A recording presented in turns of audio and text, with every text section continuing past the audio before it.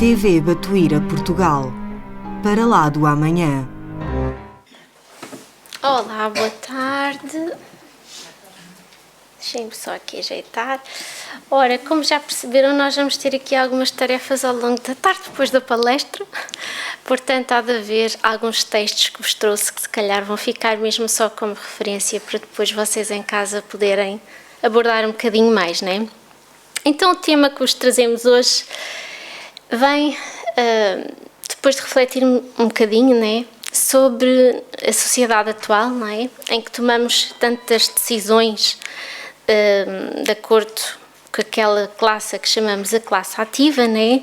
Na tal correria do dia-a-dia, na nossa vida tão atarefada, e acabamos por nos esquecer daqueles que são os nossos velhotes, não é? E como esquecer, não é? Porque eu trouxe alguns dados da Pardata, né, em Portugal. Em 1960, a esperança de vida, né, à nascença, ou seja, a quantidade de anos que a pessoa poderia esperar viver à data do seu nascimento, era de 60,7 anos para os homens e de 66,4 para as senhoras. Entretanto, quando eu nasci, há 29 anos, a idade já passou de 71,5 e de 78,5 para homens e senhoras. Atualmente não, aliás, em 2021, que são os últimos dados, já vamos com 78 e 83,5 para as senhoras, não é? Portanto, isto tem vindo a aumentar e nós sabemos que a tendência é aumentar sempre, porque à medida que vai aumentando a parte intelectual e moral, planetária, não é? Esta idade vai aumentando cada vez mais. E basta nós vermos o que Bernardo falou quando fez a descrição de Júpiter na revista Espírita de 58 de abril, não é? Em que foi questionado então a ele qual era a média de vida lá em Júpiter, e ele diz que era bem mais longa do que o planeta Terra. E depois, mais uma vez, vem e perguntam, então, mas qual é a média?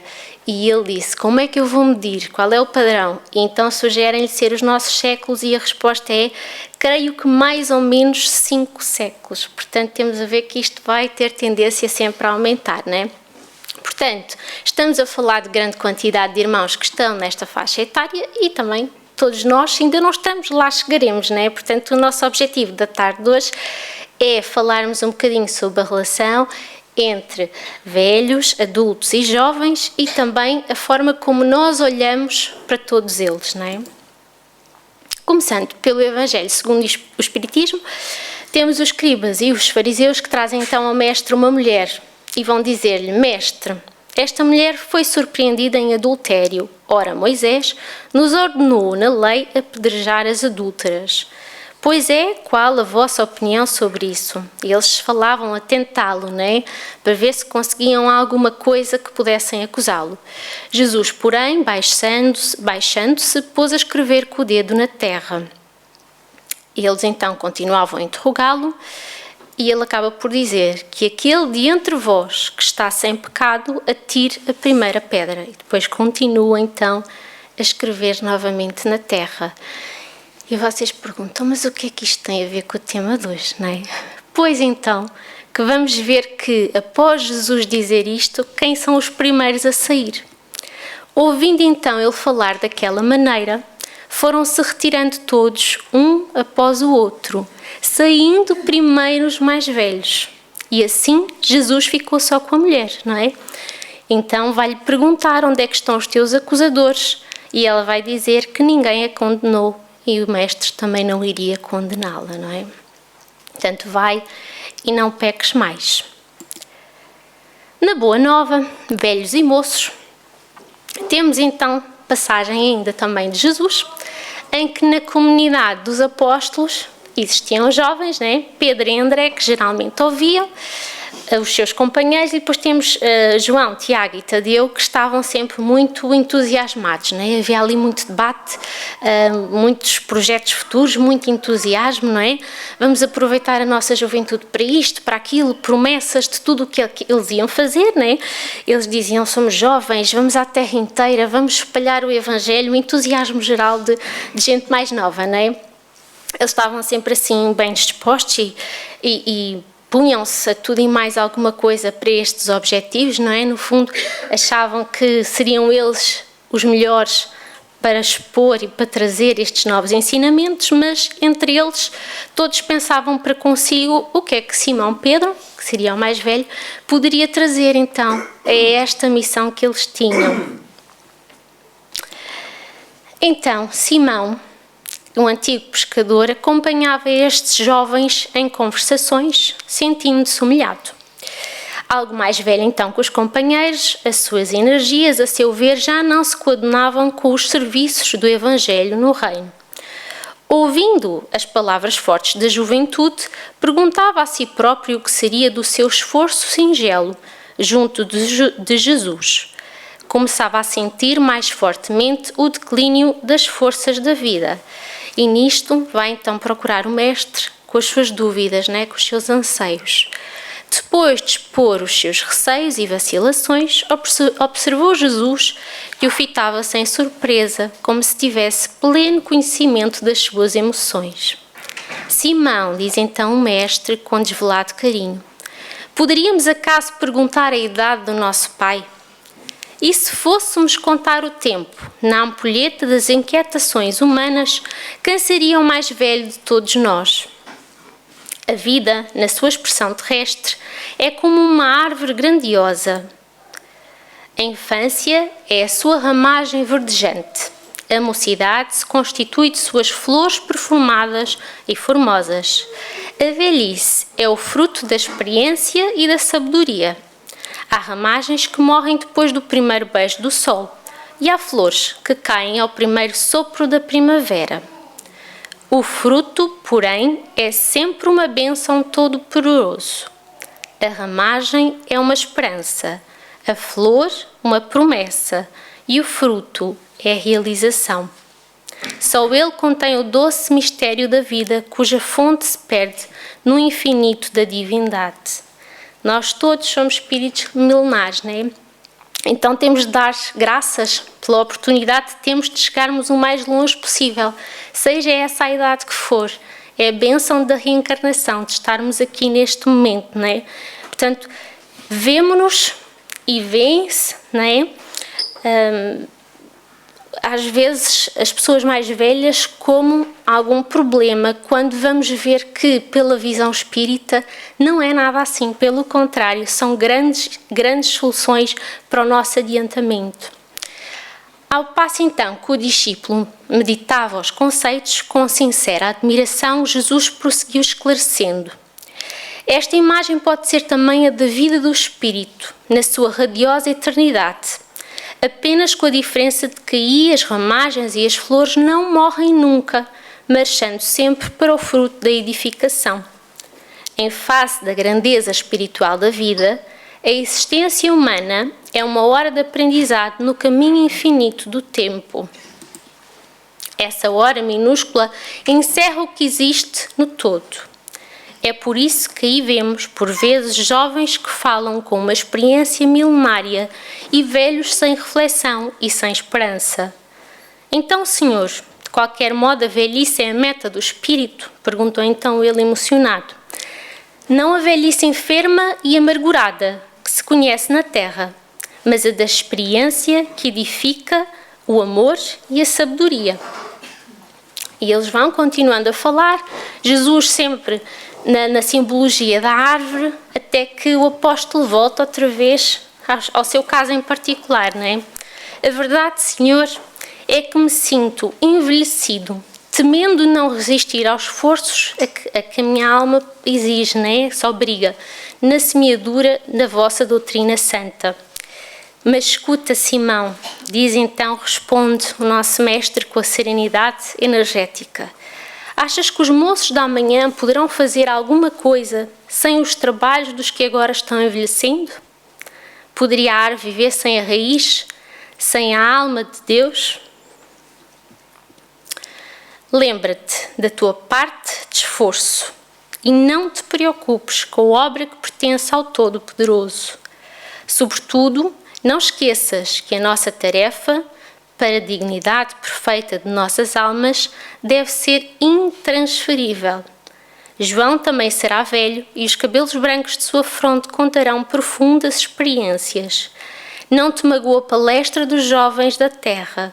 A flor no mundo pode ser o princípio do fruto, mas pode também enfeitar o cortejo das ilusões.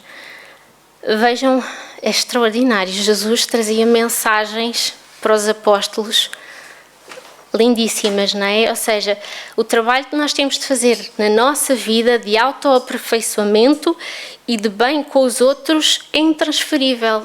Jesus aqui é muito claro. Eu não posso transferir o bem que eu posso fazer aos outros a alguém mais sábio, a alguém mais jovem, a alguém com mais energia. Não, porque eu tenho responsabilidade neste trabalho. Eu tenho papel no progresso meu e dos outros. Quando cerca o burburinho da mocidade, amo aos jovens que revelem trabalho e reflexão. Entretanto, não deixes de sorrir igualmente para os levianos e inconstantes. São crianças que pedem cuidado, abelhas que ainda não sabem fazer o mel. Perdoa-lhes os entusiasmos sem rumo, como se devem esquecer os impulsos de um menino na inconsciência dos seus primeiros dias de vida. Esclarece-os, Simão, e não penses que outro homem pudesse efetuar no conjunto da obra divina o esforço que te compete. Vai e tem bom ânimo. Um velho sem esperança em Deus é um irmão triste na noite. Mas eu venho trazer ao mundo as claridades de um dia perene. E nisto, então, Simão fica satisfeito, não é? Recebeu logo uma nova energia para o seu dia e vai voltar para a casa, onde encontra Tiago, que está a falar à margem do lago para outros tantos jovens. E assim que o avista Simão, né? Ele, sem querer ofender, Tiago faz uma referência, uma alusão à idade precisamente de Simão, né? Simão, então, sem exprimir qualquer ciúme, recordou o que o mestre lhe tinha ensinado e logo se fez silêncio em reconhecendo que Tiago estava só, falou-lhe então com brandura. Tiago, meu irmão, será que o espírito tem idade? Se Deus contasse o tempo como nós, não seria ele o mais velho de toda a criação? E o homem do mundo guardará a presunção de se igualar ao Todo-Poderoso? Nisto então o rapaz não conseguiria realizar a sua tarefa na terra, continua ele, se não tivesse a precedê-lo as experiências de seus pais. Não nos detenhamos na idade, esqueçamos as circunstâncias para lembrar somente os fins sagrados da nossa vida, que devem ser edificação no reino do íntimo das almas. Então, ele, escutando as singelas observações, reconheceu que eram ditas com fraternidade tão pura que não chegaram a ferir, nem de leve, não é? Admitindo então esta ternura do companheiro e sem esquecer o padrão de humildade que o mestre cultivava, ele refletiu um momento e exclamou então o jovem: tens razão, não é? Nisto, eles abraçam-se e percebem que tinham uma missão muito mais importante e o dia continua. Porque os apóstolos, eu acho que eram uns aprendizados atrás dos outros. E nesta mesma tarde estava então Jesus a ensinar perto de uma praia e Simão estava atento à pregação, não é? Mas ao mesmo tempo a duas crianças que estavam perto da praia. A mãe estava tão fascinada com o que Jesus dizia, não é? Que não se apercebeu que as duas crianças estavam a distanciar na água. Estavam a aproximar-se de um lençol de água que estava a afastá-las. E o apóstolo vai então acompanhando estas mesmas crianças à medida que vai ouvindo os ensinamentos de Jesus, até que a certa altura tem mesmo que tirar as crianças porque já estavam em perigo e aguardou que o mestre acabasse os ensinamentos para entregá-las novamente à mãe. E nisto ele sentiu uma força tamanha na sua alma que compreendeu a alegria que foi aquela tarde e que não poderia ter sido tão completa se ele não tivesse salvado aquelas duas crianças, não é? E aí compreendeu o prazer de servir que Jesus Cristo já tinha falado desde o início, naquele dia, não é? A alegria de servir em que circunstância fosse. Então, nessa mesma noite, porque o dia realmente era cheio de ensinamentos, sonhou com Jesus, em que veio abraçá-lo e veio agradecer por isto, né? Pela conversa que tinha tido com Tiago, que tinha sido um esclarecimento com muita calma e de acordo com o que o mestre tinha ensinado, mas também pelo cuidado que tinha tido com aquelas duas crianças que não conhecia de lado nenhum, não é? Ele acorda então deste sonho, experimentando então indefinível alegria. Na manhã imediata, antes do trabalho, procurou o Senhor e beijou-o, não é? Esclarecendo alegremente: Mestre, agora vos compreendo. Jesus contemplou-o com amor e respondeu: Em verdade, Simão, ser moço ou velho no mundo não interessa. Antes de tudo, é preciso ser de Deus. Vejam os ensinamentos extraordinários, não é? Agora, no Estudo e Viva,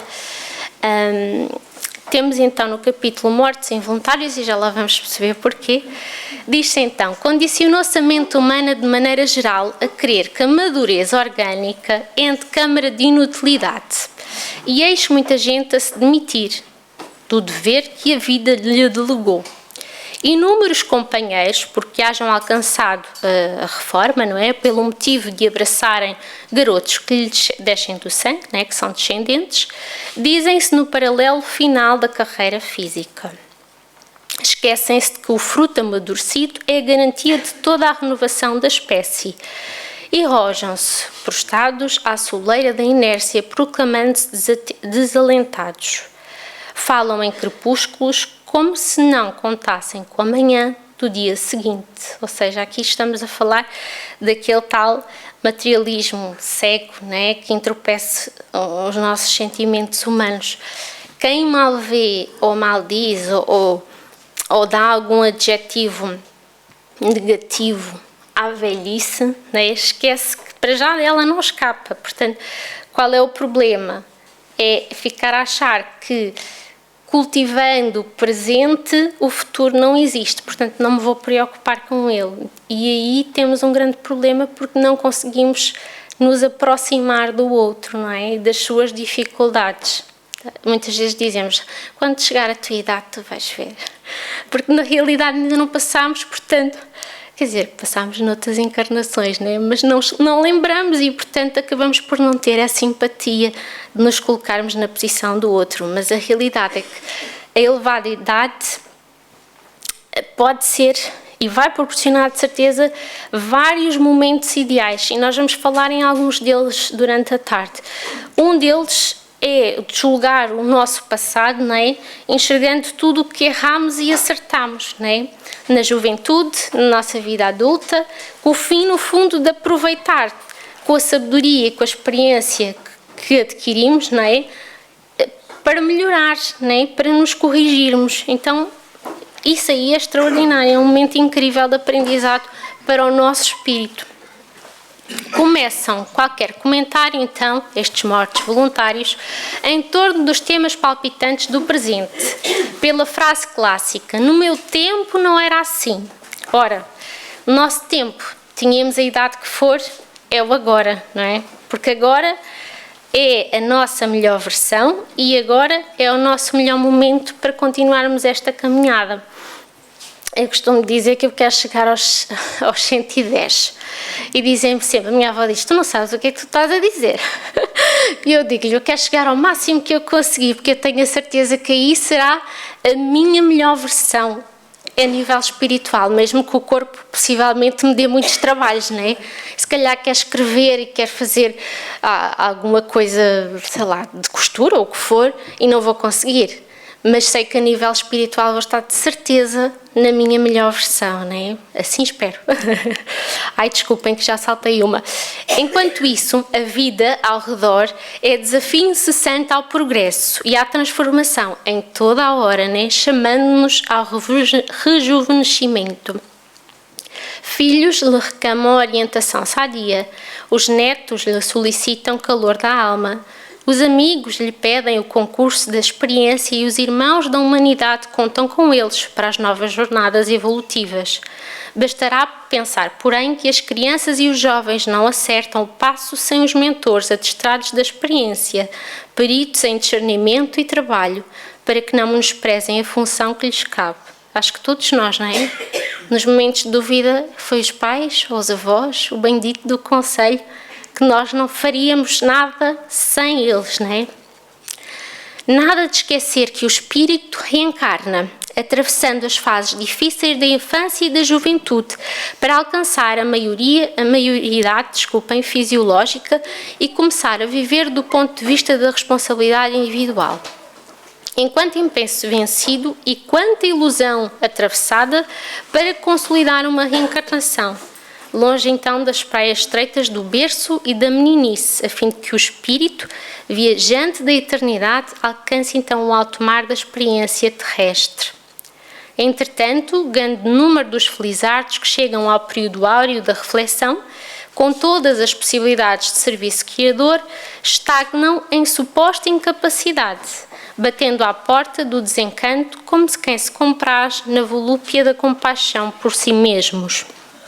Trabalhemos por exterminar então a praga do desânimo nos corações que atingem então esta mesma situação que falámos. Todos nós podemos sempre fazer algo, mesmo que os nossos braços ou as nossas pernas não deixem.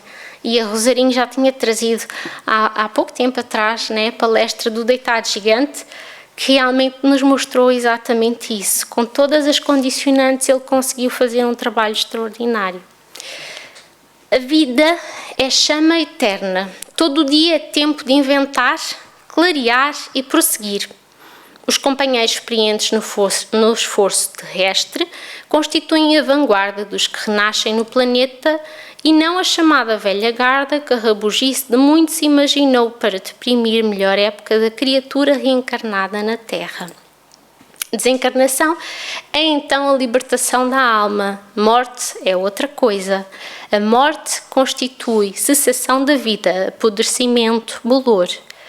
Os que desanimam de lutar e trabalhar, renovar e evoluir, são os que verdadeiramente morrem, conquanto vivos, convertem-se em múmias de negação e preguiça, e ainda que a desencarnação passe transfiguradora por eles, prosseguem inativos na condição de mortos voluntários que recusam viver.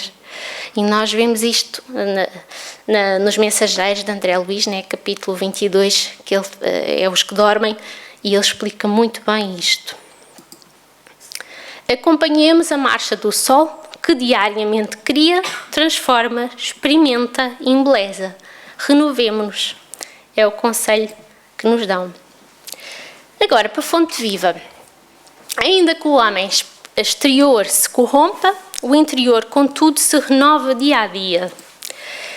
Não te deixes então abater ante as alterações do equipamento físico. Busquemos a eternidade. Moléstias não atingem a alma quando não se filiam aos remorsos da consciência. A velhice não alcança o espírito quando procuramos viver segundo a luz da imortalidade. Juventude não é um estado da carne. Há moços que transitam no mundo trazendo o coração repleto de pavorosas ruínas. Lembremos-nos que lembremos que o homem interior, assim é que é, se renova sempre. A luta enriquece-o de experiência, a dor aprimora-lhe as emoções e o sacrifício tempera-lhe o caráter. O espírito encarnado sofre então transformações constantes por fora, a fim de aperfeiçoar-se e engrandecer-se por dentro. Muitas vezes, a dor do outro não é só proveitosa para ele, mas para todos os que estão à sua volta. Eu tenho uma familiar muito recente que sempre foi uma senhora de muito sacrifício e agora apareceu-lhe uma doença e os familiares à volta, a primeira coisa que perguntam e que pensam é: poxa, ela sofreu tanto na vida, porquê agora vi com uma doença, né, que traz tanta dor e tanto sofrimento? Mas a realidade é que, ainda por cima conhecendo a história de perto, né, a vida deles, o seu marido sempre foi uma pessoa muito crua, muito violenta, né? Foi uma relação de muito sacrifício também desse lado. E pode ser o momento certo para ele se arrepender, por exemplo. Pode ser este bendito final, né, dela, que possa trazer a luz de que ele precisa. Recorda que o estágio na Terra é simples jornada espiritual. Assim como o viajante usa sandálias, gastando-as pelo caminho, a nossa alma apropria-se das formas, utilizando-as na marcha ascensional para a grande luz. Descerra, pois, o receptor de teu coração à onda sublime das mais nobres ideais, dos mais belos pensamentos, e aprendamos a viver longe do cupim do desânimo, e nosso espírito, ainda mesmo nas mais avançadas provas da enfermidade ou da velhice, será como o sol radiante a exteriorizar-se em cânticos de trabalho e alegria, expulsando a sombra e a armadura, onde estivermos. Agora, de seguida, temos um texto dos astronautas do além. Aliás, vamos ter dois. Eu acho que o segundo é o que não vamos conseguir ler. Em que é de irmão Sala. Ele vem dizer-nos que a velhice nunca é obstáculo para o espírito progredir, nunca. Seja em que fase da vida nós estivermos, a criatura é tão jovem quanto os ideais e pensamentos que tem no bem, não é? E é tão gasta quanto o ceticismo e o desânimo que essa mesma pessoa tenha, que se entregue, não é? Portanto, isso é que é ser novo ou ser velho, não é? Segundo a visão espírita. Não creias em velhice, unicamente porque o tempo te haja dotado de valiosas experiências. Convence-te que és um espírito imortal, usando um corpo perecível. E aqui está a chave de tudo na nossa vida, para vermos tudo com outros olhos, não é? E se vives na disciplina do trabalho, com a ginástica do pensamento reto, conservarás sempre a juventude espiritual, a que se rige por fonte de constante renovação, melhorando o presente e construindo o futuro. A juventude é a fase das esperanças e dos entusiasmos, como nós já vimos no primeiro texto, não é? Este autor, nas forças morais, vem então dizer que a juventude toca a rebate em toda a renovação. Mas a verdade é que falta-lhe a experiência, não é? Como nós já falámos, a vivência existencial, pois cada existência traz os seus problemas novos para que ela possa controlar as suas forças e aplicá-las com eficiência. Nós, a infância, né? Nós olhamos para uma criança e ela representa-nos o futuro, né? Nós visualizamos ali esperança e isso faz com que ela seja amada e cuidada, né? Na juventude estamos no ápice do ser humano, em que há tanta energia, tanta força, tanto vigor, que nós acabamos por estar de certa forma imunes a qualquer crítica que surja. Agora, na velhice, geralmente o que é que nós pensamos? É o fim, é a desesperança, né? Muitas vezes acabamos por nos ligar a situações do passado e é isso que vamos vivendo como se fossem o presente, o que é completamente errado, e a espiritualidade está exatamente a dizer-nos isso, porque o nosso momento é o agora, não é? Nós, ainda sobre este paralelo, ninguém vai reclamar desta tal ignorância infantil, não é? Ninguém olha para a criança e diz: ai, que imatura que tu és. Não, vai lá, ajuda e cuida, né? Agora, isso não acontece com os idosos, né? Muitas vezes está com a dificuldade física e não é esse o prisma que nós vemos, porque não estamos no prisma espiritual, porque nos esquecemos completamente que somos espíritos imortais, como eles falaram, né? E, portanto, se olhássemos sobre estes prisma, eu acho que nós íamos ver muito para além das limitações físicas, nós íamos ver a evolução extraordinária que se calhar naqueles 80 anos aquela pessoa teve. O trabalho, o esforço, as situações que se calhar aquela pessoa passou e que nós nem nunca refletimos sobre elas, não é? Não é extraordinário?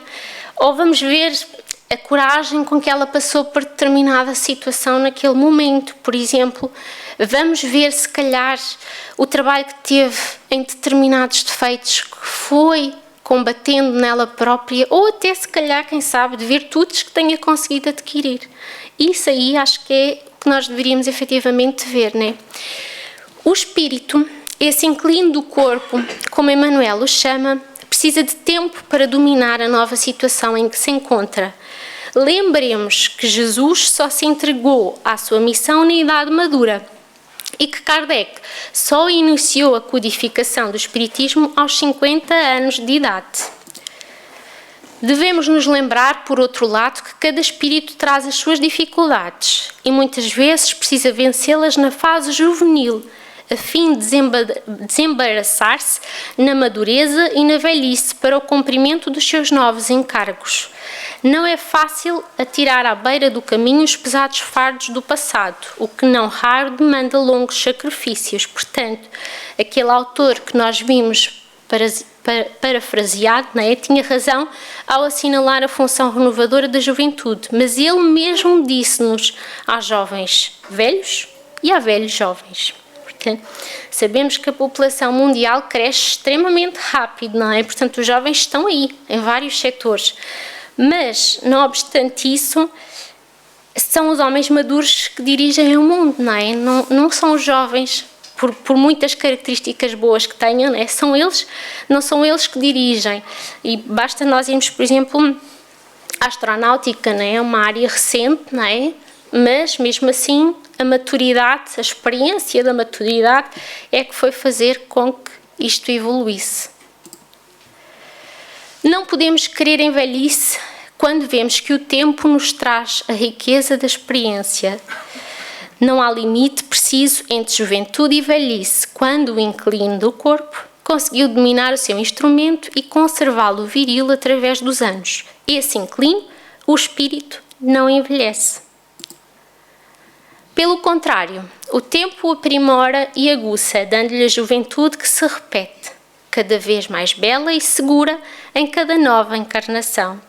A juventude terrena é um tempo de preparação do homem em cada existência.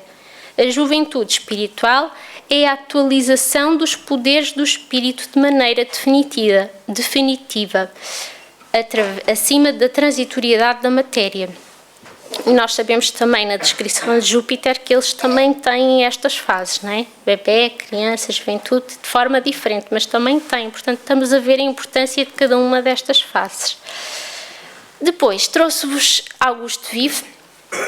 Augusto foi um jovem que estudava engenharia química. Ele desencarnou muito cedo e Chico Xavier vai trazer uma carta à sua mãe e depois eles vão trabalhando em vários livros, não é? Ele geralmente respondia muito a mães e jovens, mas recebe uma carta de um senhor de 80 anos a dar-lhe as suas dificuldades, porque ele não queria, ele queria saber como é que ele devia agir para não suscitar nos outros a ideia de que estava caduco, não é? Que estava fora de validade, digamos assim, porque ele começou a perceber que os seus amigos da mesma idade estavam todos a ir para lares. E ele não queria isso, ele não queria a separação da família, né? E nisto, Augusto vai dizer-lhe que entende completamente os seus anseios, né? As suas dificuldades, mas de forma muito subtil no texto vai lembrar que também ele, jovem, foi prematuramente e não era porque queria, né? Se lhe perguntasse, ele teria querido ficar com a família, mas ele sabia que a lei da mudança estava lá e que ele só tinha que aceitar conforme viesse, aproveitar da melhor maneira, né? Portanto, o que ele pede é alegria e serenidade, porque ele sabe que os adultos estão nesta tal confusão, ele chama-lhe, estão a atravessar barreiras de fogo. Nós sabemos isso, né? Na vida adulta é o trabalho, é criar a casa, é arranjar carros, filhos, é tudo. É uma confusão tremenda, não é? E ele vem dizer a esse senhor, né? O senhor, porém, pode vê-los com serenidade das altas janelas da sua experiência, ou seja, ele pode ver de cima, né? Pode notar muito mais do que isso. Conseguirá fixar os cambiantes da luz em cada recanto do céu, admirar a beleza de uma flor, ou registrar a presença dessa ou daquela andorinha num telhado próximo. E cada vez que deixa do seu elevado observatório, não se esqueça da enorme assembleia de ouvintes que está à sua espera, a das crianças. Creia que nem todos os pequenos estão colados aos espelhos da televisão, recolhendo os quadros de violência.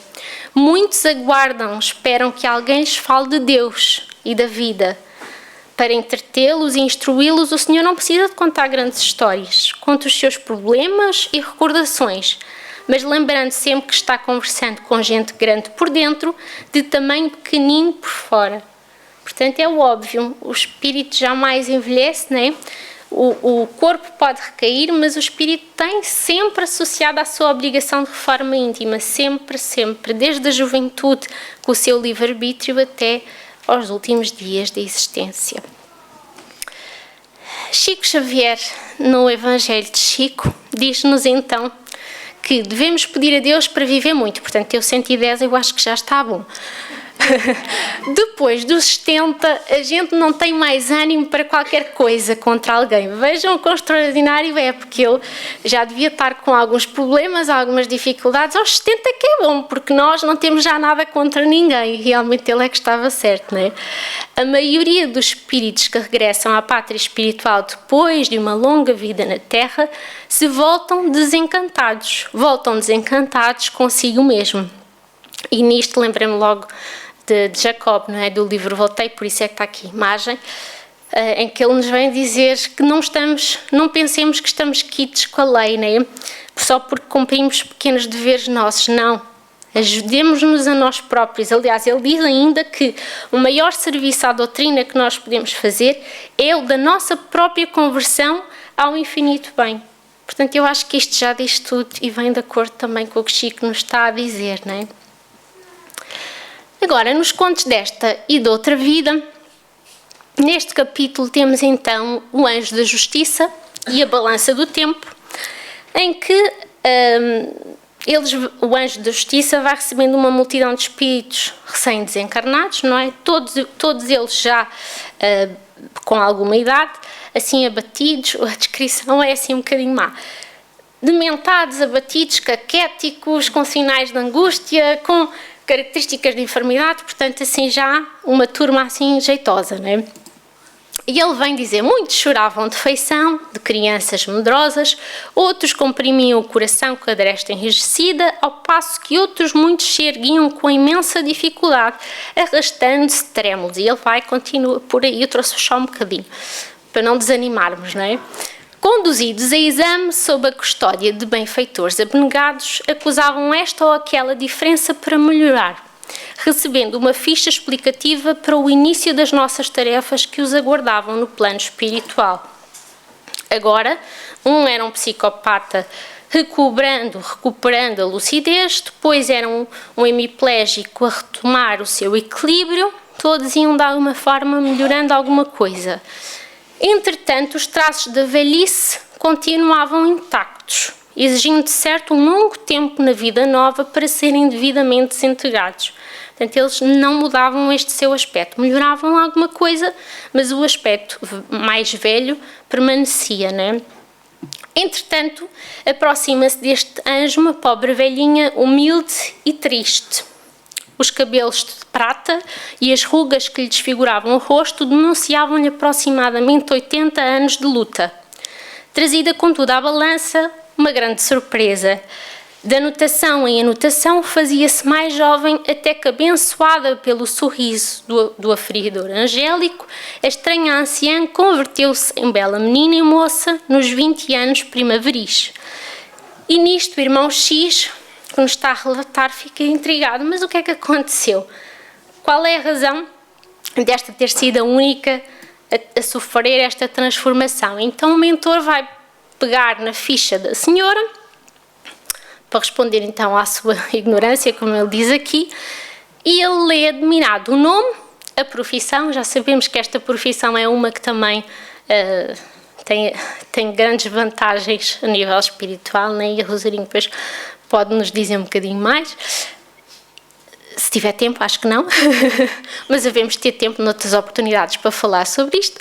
E tinha as horas totais desta existência, desta encarnação. Posto isto, abaixo disto vinha o quê então? Vinha, se eu conseguir, pronto, a aplicação que ela tinha feito das suas horas, ou seja, horas de trabalho, horas de alimentação e higiene, horas de estudo proveitoso e de atividades religiosas, o repouso, Vinha também as horas gratuitas em favor dos necessitados, em movimentações fraternas e missões de auxílio, em noites de vigília pelos enfermos, em conversação sadia, em várias tarefas de caridade. E isto tudo resumia-se nas mesmas horas de encarnação que ela tinha. Posto isto, vão perguntar então ao irmão X, então compreendeu, disse o orientador, e ele, ante a estupefacção, concluiu: quem dá do seu próprio tempo a benefício dos outros não conta tempo da própria idade, no sentido de envelhecer. Leocádia, a senhora, se deu todas as horas disponíveis no socorro aos irmãos do mundo. Os dias não lhe pesavam, assim, sobre os ombros da alma. Portanto, era o segredo da juventude. Este é o segundo texto dos astronautas do além. Vamos ver se conseguimos, então. Na aplicação de qualquer receita destinada à composição da felicidade, não nos esqueçamos, então, do aviso que a felicidade nasce em ti mesmo. Não guardes do mundo a segurança que tão somente poderá ser construída por ti mesmo, dentro de ti. Nunca menospreze o trabalho que a vida te confiou. A tarefa que desempenhas hoje é a base do teu apoio futuro. Aceita-te como és e com aquilo que disponhas para realizar o melhor que possas. Portanto, não há desculpas aqui, não é? Podemos sempre fazer um pouco mais. E o trabalho, seja em que faixa etária for, é sempre um vetor de equilíbrio, como Batuíra nos fala também, não é? A velhice não é doença. Nós podemos sempre fazer algo, não é? Ter pensamentos mais nobres e sensatos, ter ponderação, ter prudência, e assim vamos conseguir fazer descobertas incríveis ou construir coisas extraordinárias. Observa sempre que não existe criatura alguma destituída de valor e da qual não venhas a necessitar algum dia. Portanto, todos nós precisamos de todos. Quando possível, conserva a luz da virtude que te norteia a elevação, mas não permitas que a tua virtude viva sem escadas para descer ao encontro daqueles que se debatem sobre a ventania da adversidade, a te pedirem socorro e compreensão. Ser fiel ao campo da verdade que abraças, sem desconsiderar a parte da verdade em que os outros se encontram. Usa a paciência nas pequenas dificuldades para que não falte serenidade nas grandes crises que todos somos levados a facear nas trilhas do tempo. Não te apegues aos anseios da juventude, nem te acomodes com o cansaço de muitos que ainda não aprenderam a viver com a criatividade da madureza. Vejam bem. Recorda que até hoje ninguém descobriu o ponto de interação onde termina a fadiga e começa a ociosidade. Em qualquer tempo, exercita a fortaleza espiritual para que as tuas energias não se dissolvam de inesperado quando as calamidades da experiência humana se façam inevitáveis. Resigna-te a transitar no mundo entre os que se te revelam na condição de opositores naturais aos teus pontos de vista, mas não te formes inimigo nem cultives ressentimentos. Muitas vezes nós ouvimos, até de pessoas próximas, né? Vale a pena viver muito, vale a pena viver então até aos 110. O que é que eu estou aqui a fazer, não é?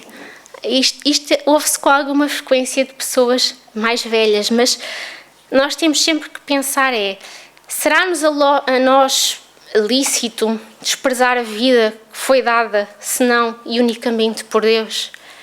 Será que o que é que vamos fazer aos conhecimentos que não conseguimos adquirir porque não chegamos até ao fim da nossa encarnação, não é? Nossos conhecimentos e, sobretudo, os dos outros que podiam aprender naquele momento connosco.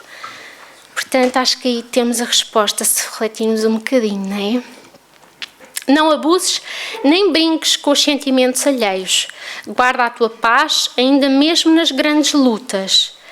Não creias em pessimismo e derrota, solidão e abandono, porque se amas conforme determinam as leis do universo, descobrirás a beleza e a alegria em qualquer circunstância e em qualquer parte da terra. E jamais desesperes, porquanto sejas quem sejas e estejas onde estiveres, Ninguém te pode furtar o privilégio da imortalidade e nem te arredar do esquema de Deus. Por fim, nosso último texto, que vai dar então o nome à palestra, é a idade, em que Chico vem dizer-nos: nós não somos corpo, somos espírito que usa o corpo. Eu compreendo que aos 77 anos de idade não posso ter um físico de 20. Eu estou doente pelo desgaste, pelo tempo. E antes de continuarmos no segundo parágrafo, Chico chegou algumas vezes a perguntar à espiritualidade: mas porquê que vocês não arranjam alguém mais novo para fazer ainda os livros que nós temos para fazer, porque o trabalho é muito? E a espiritualidade disse: não, porque nós tivemos muito trabalho contigo, nós dedicámos muito para tu chegares até aqui, não é? E portanto tu és a ferramenta perfeita, mesmo que agora tenhas um corpo mais desgastado, se calhar não vais conseguir fazer tantos livros como fizeste antes, mas é muito o trabalho que está por trás para terem chegado àqueles livros. Não havia hipótese de fazer outra pessoa, né, preparar outra pessoa para a missão dele, para além que possivelmente iria falhar, como tantos que às vezes tentam, né, cheios de boa vontade do lado de lá, mas depois de cá é mais difícil e nós sabemos, né? Estava então Chico já com os 77 e dias atrás então um rapaz parou o carro na rua, delicado, não é? E perguntou-lhe: então Chico, disseram-me que está doente. E ele confirmou que estava doente e ele perguntou: então qual é a doença? São os 77 anos. Foi o que Chico disse, só e apenas, como ele costuma dizer sempre, não é?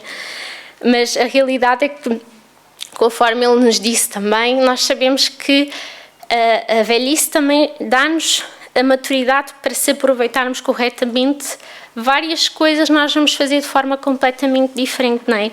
Já fazemos o serviço sem perguntar se aquela pessoa está a precisar ou não. Auxiliamos sem esperar qualquer recompensa, não é?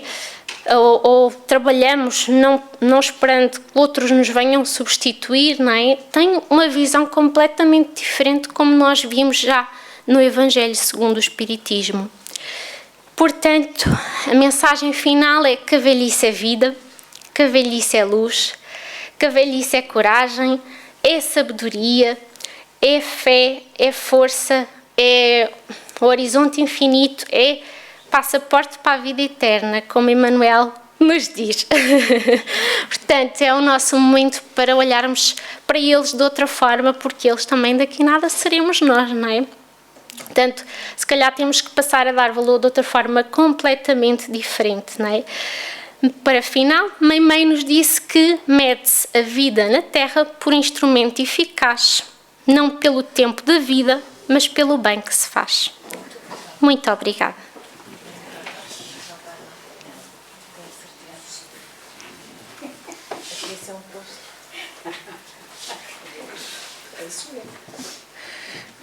Pronto, e como a velhice é um posto, a Rosarinho tinha combinado vir, mas mandou-me. Bom, exatamente. Está a aproveitar as palavras. Falando então um pouco sobre o nosso processo de vida, porque é que uns vivem tanto e outros tão pouco, o que é que podemos aproveitar da vida? Porque podemos aproveitar em todas as idades. E podemos aproveitar mesmo que o espírito viva pouco, como o Augusto. Aliás, ele veio consolar, fez parte da lista das cartas consoladoras de Chico às mães, e ele veio, em primeiro lugar, consolar os pais e falar-lhes que a vida continuava. Essa foi a grande tarefa, entre muitos outros espíritos que vieram falar sobre a vida no além, jovens na maioria. Aliás, existem vários livros, um deles é Jovens no Além. Existem tantos livros, ou Eles Voltando, existem tantos livros sobre os jovens com as cartas consoladoras de Chico. Mas centremos-nos então um pouco no Chico. O Chico não desistiu de trabalhar, não desistiu de viver, não desistiu de consolar, independentemente da data que o seu bilhete de identidade ou que a sua idade lhe determinava. E essa é esse é um exemplo que todos nós podemos ter para as nossas vidas. Independentemente da idade que tenhamos, aproveitemos os dons que o Pai nos concede. Poucos, muitos, não importam. O que importa é o que é que fazemos com os dons que temos. E não importa a idade que temos. E cada um faz aquilo que pode fazer, porque é essa gota que vai ser contada na nossa entrada no além. Eu lembrei-me ainda, quando estava a ouvir a Bárbara, da vida de Paulo de Tarso. Paulo de Tarso não desistiu de ser o grande evangelizador dos gentios ao longo de todo o tempo. E ainda preso em Roma, ele continua o seu trabalho de evangelização e deixa-nos cartas maravilhosas, como as cartas a Timóteo, o seu filho dileto, o seu filho espiritual. Então há que continuar sempre, há que viver com esperança, há que encontrar sentido na vida, tenha-se 7 ou 87, não importa. O que importa é que encontremos, através de Jesus, através do amor que os outros nos devotam, o que nos importa é encontrar sentido para as nossas vidas, que é um problema do mundo atual. Um grande problema, já que a depressão assola entre todas as sociedades e entre particularmente os mais velhos. E levar-lhe esse consolo ou trazer esse consolo de dentro de nós, muitas vezes passa por trabalharmos em benefício do próximo. Sem esse sentido de utilidade, muitas vezes não conseguimos encontrar sentido para as nossas vidas. E temos aqui a nossa veterana maior, que é sempre o exemplo para todos nós, nos seus 88. É uma trabalhadora incansável da sopa fraterna do Batuíra. Então vamos nos inspirando nos exemplos que vão passando nas nossas vidas, estejam mais próximos ou mais longínquos de nós. E vamos então para a prece, porque era para sairmos daqui às 6, mas não de hoje. Ora bom, vamos então